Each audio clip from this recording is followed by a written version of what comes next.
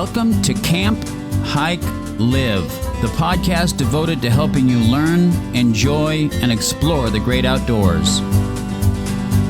Well, hello there, ladies and gentlemen, and welcome back to another episode of Camp, Hike, Live. My name is Nathan Harrington, and I am joined, as always, by our navigator himself, Christopher Hiller. Christopher, how are you? I'm doing fantastic, Nate. It's so nice to be here recording again. We've had a little hiatus, and we're back, full steam ahead. Yeah, full steam ahead. You got anything new and fun and exciting going on? You know, I had a fun weekend. I had a random friend, and aren't they all just random? I mean, when you think about friends, they're all random. Yeah, whenever you got them, you never know when you're going to get a new friend. Yeah, but I hadn't seen him in like 10, 15 years. It's been so long. He calls me up. He says, hey, I have an extra ticket to the Indy race. You want to go to the Indy race? And I was like, I got nothing planned for the weekend.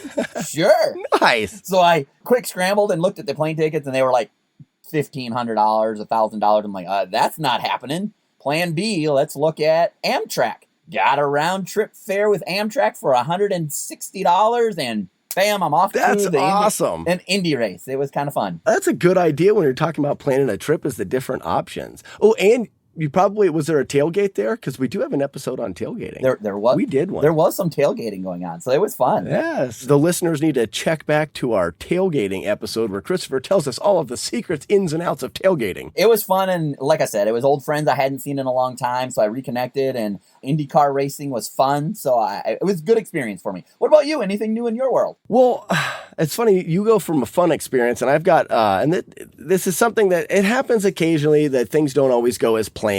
And I plan to do a hike after this Trail Days festival that we do every year. I plan to do a hike on the AT, and it turned out not bad, but completely different than what I expected. We were doing a section of the trail that was like really a lot of memories flowed back from when my wife and we thru hiked it. But then when I went there, we had let a friend of mine plan the whole trip. And sometimes when you let someone else plan the trip, you come to realize that they didn't quite plan that well. I mean, really hot temperatures. And the section of trail that he had chose, water sources were few and far between. So we had some days, almost 90, with 10-mile sections without water, so carrying a lot of water. We had a couple inexperienced hikers come with us, and I feel like my trip became making sure everybody was okay the whole time. And sometimes it makes it hard to enjoy just to be there in the moment and enjoy it when you're worried about what we're doing tomorrow, how far we're going to go. Are we going to have enough water?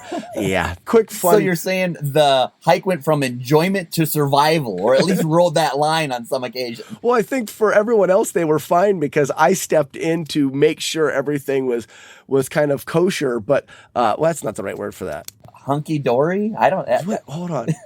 Hunky-dory, there. It doesn't matter. But I stepped in to make sure that everything was good, and all of our plans went as they should have. But there's definitely some room in there for the unexpected, and I tend to plan things out very well. So I felt the need to step in, and it kind of changed my trip, but it was still a really good trip. I had a lot of fun. Got to get back to the AT, see sunrises from mountaintops, and you can't really complain too much about that. All right, so what is on the agenda for today? Today, I think we're going to talk about a topic that you and I only pretend to be super experts at, that we might not be, because we don't have to use them in what we do very often. But we're good at pretending. But we're talking about maps today, and maps are important. Obviously, when you're hiking, maps are important. When you're camping, hiking, both of those items, you sometimes use a map. So I thought it was a good topic for us to at least hit on, maybe create some questions about. Fortunately or unfortunately, in the trail, as long as you know where the trail's going, that's where you're at. You might not have to read a map very much. And with camping, as long as you know how to get there, you're kind of there.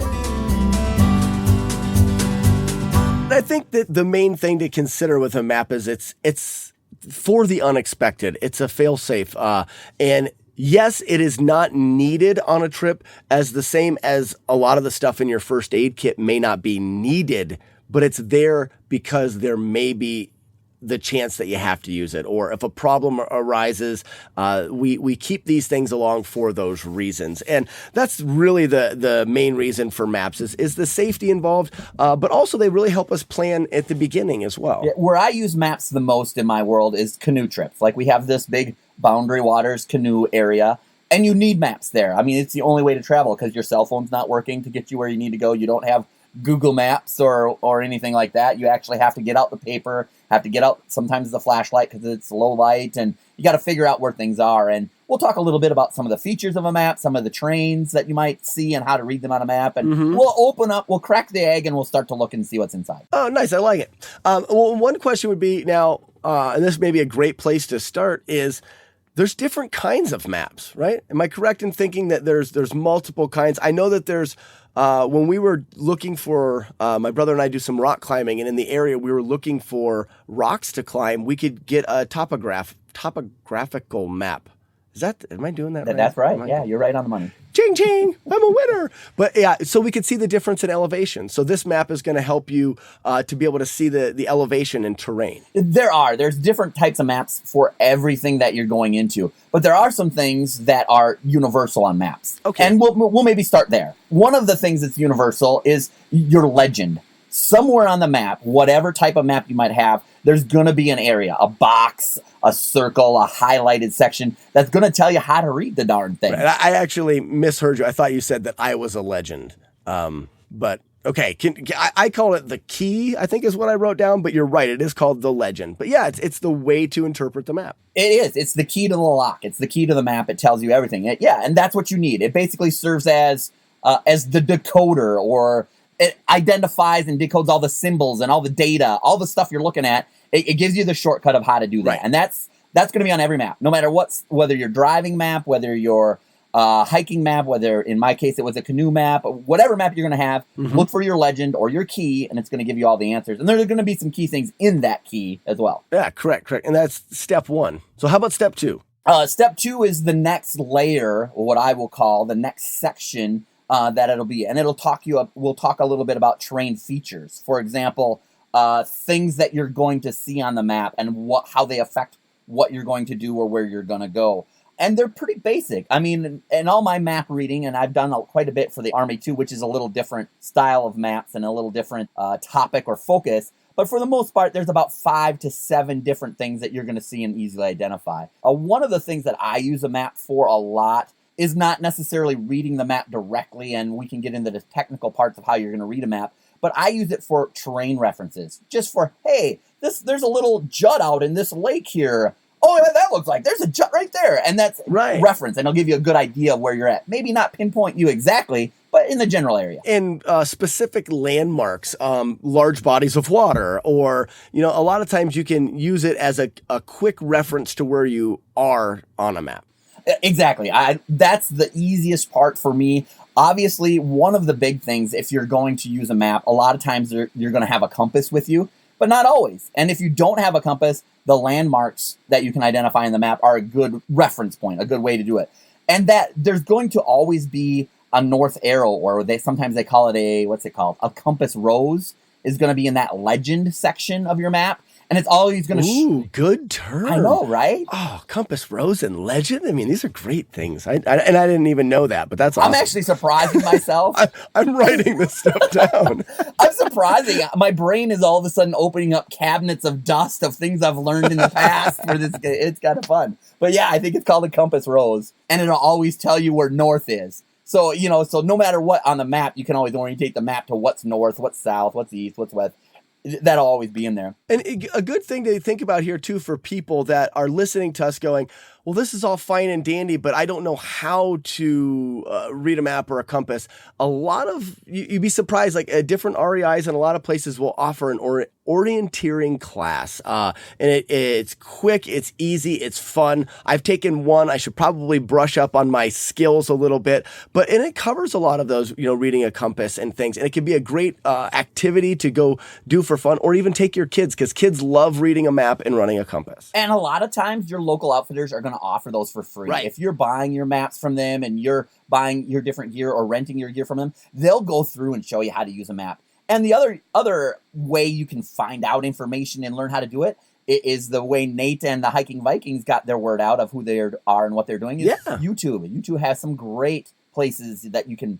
I know I've seen 3 or 4 different map people, and they go through it pretty good. They what we used to call Barney style. I know I'm getting a little old for that to be a term anymore, where they break it down to the little nicks and crannies and it gets you to understand everything. But yeah, and that's where we can only go so far in the audio section of this. And I like the idea that our podcast kind of, you even mentioned at the beginning, we start picking at things to make you ask the questions. And then from there, we give you as much information as we can. You guys can go out and elaborate from there and also ask us questions. So if there's any questions you guys want, just remember that you guys can ask us on the Facebook forum. That's Camp Hike Live Forum. Yeah, that's right. We go on there. We're not in there as much as maybe we'd like to, but we do go in there and check it out and answer some of the questions on there. So it's pretty good. Okay, back to topic. Okay, so another thing in the legend. We'll talk about another thing in the legend. Usually they break down the map into like grid. So it's like you're going to have grid squares is what they're called. And basically it's where they draw basically perpendicular squares in usually a black line on all your map. And what that does is that helps break it down so you can focus in a different area.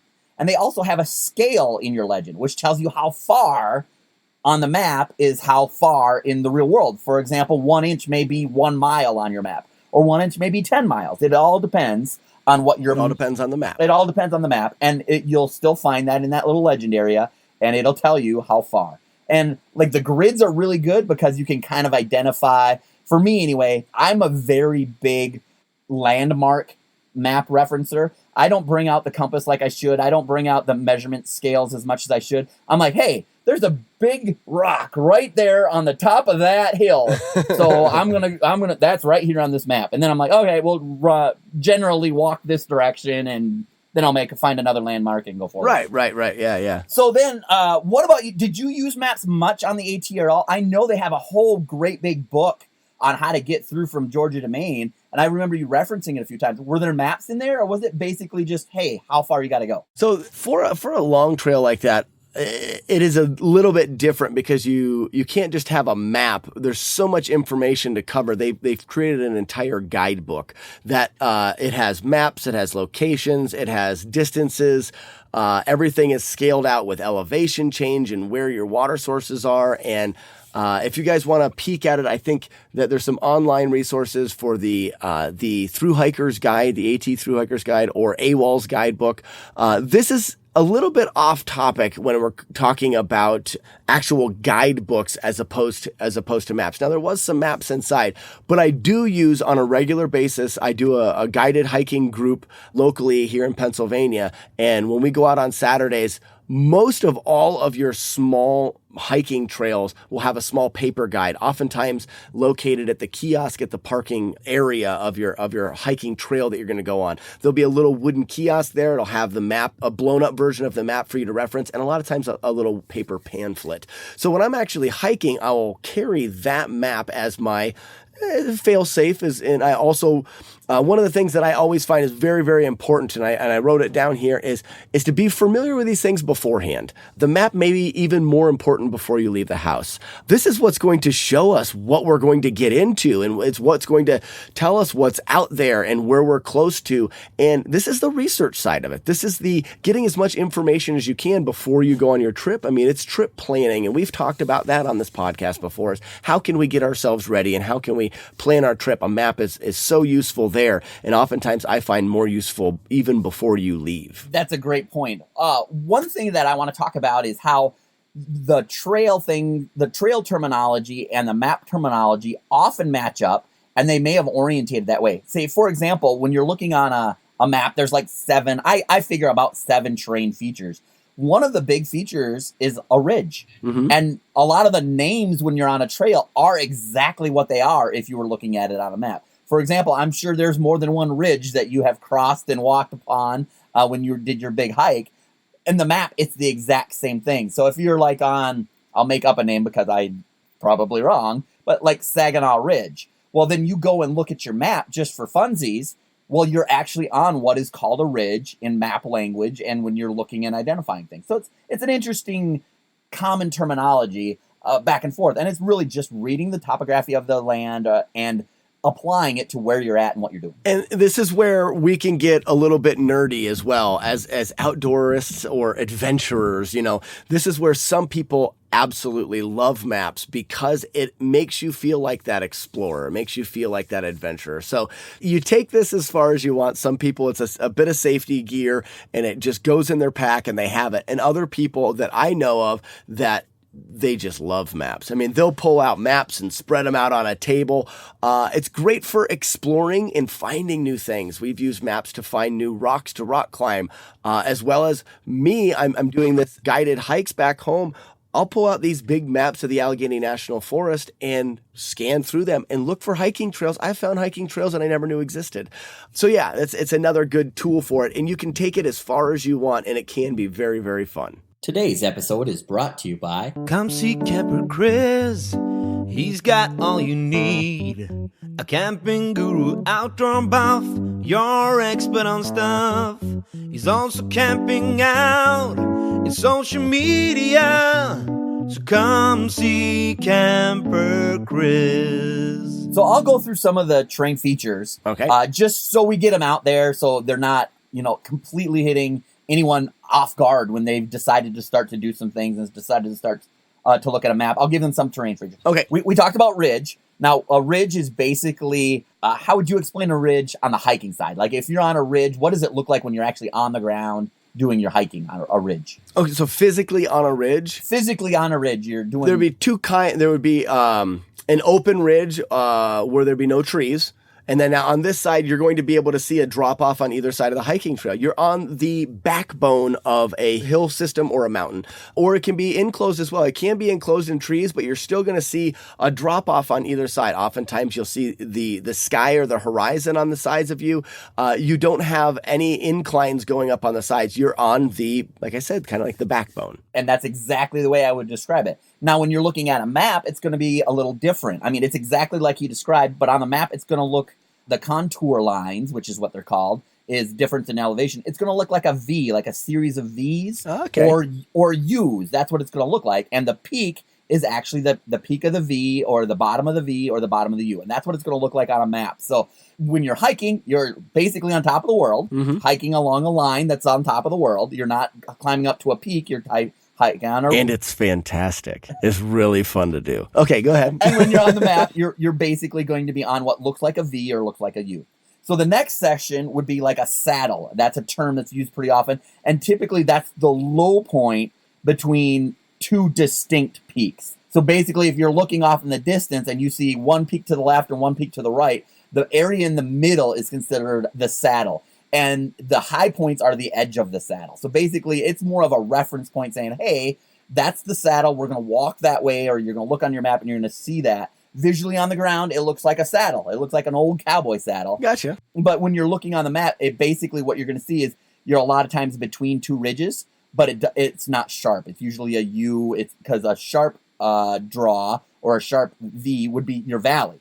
So saddles and valleys are similar, but they're a little different in the fact that there's a lot more space in between these two peaks of the saddle. Or if you're in the south and you have that valley and there's a little a stream or brook that goes through there, they call it the holler. That's it, exactly. They do. We'll go right into the valley. So the valley, okay, yeah, it's a perfect transition. So a valley is because we're professional. We have to always remember that we're professional. We're amateurly professional, of course.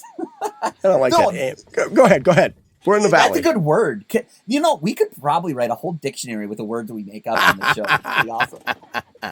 And no one would read it. No, but the valley, I like how you call it the holler. That's awesome. I think there's a lot of songs that call it the holler. But it's also called... Well, I just have I have a lot of friends that live in North Carolina, and we've been doing a lot of hiking, and that's it. That's the holler. Virginia, North Carolina, like that. That's just a term that they use. But I've been told that a holler has to have water in it. Oh. I don't know if that's just what I've been Okay, told. all of you folks in North Carolina and that region, go to Camp Hike Live Forum and tell us what is your definition of holler. I bet we'll get the right answer. Does it have to have water? Yeah, does it have to?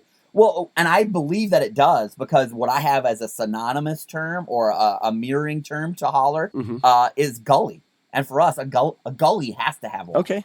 So I would say yes, but Okay. We'll hear what everybody else has to say. the jury is out. We will see. So that's a valley. So your valley is your low point when you're hiking. A lot of times this is where you'll find like your towns and things in the olden Western days or in the development days. They usually were in there because they were protected because they had peaks and ridges all around them. And it's much easier to build on a flatter terrain or down in the lower. It's where the water is. I mean, there's multiple reasons why civilizations popped up in these lower areas and not in the mountains. So similar to a valley is a pass. And that's the low point in the saddle. So when you look at that saddle, in the middle is the pass. And you have lots of things that are called pass. And that's exactly what they are. That's where they took the wagon trains. It's where they loaded, or they corralled and herded their cattle. Is that the right thing? Herded their cattle through. They usually took them through the passes. Sounds super good. I love it. We are such professionals.